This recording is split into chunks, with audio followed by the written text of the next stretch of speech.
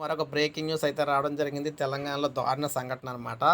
So Nizamabad జిల్లాలో మనకు చోటు చేసుకుంది. ఇది నవీపేట మండలంలోని కోస్లీ శివార్లో ఉన్న అలీసాగర్ కాలువలో ఈ నెల 10వ తేదీన ఓ మహిళ అయితే చనిపోవడం అయితే జరిగింది. కేసు నమోదు చేసి దర్యాప్తు చేపట్టిన పోలీసులు తీర్పు అంటే అప్పు తీర్చమన్నందుకు సదరు మహిళను చంపేశారని చెప్పేసి అంటున్నారు. Nizamabad north rural CI Satish, Navipet SI Yadagiri Goud సోమవారం కేసు సంబంధించి వివరాలను అయితే వెల్లడించారు.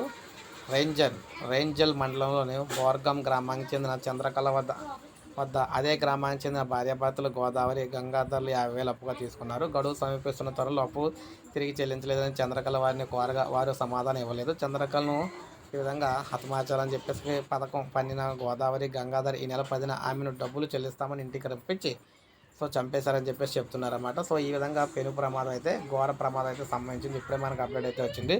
ఒక లైక్ చేయండి, సబ్స్క్రైబ్ చేసుకోకపోతే మన ఛానల్ సబ్స్క్రైబ్ చేసుకొని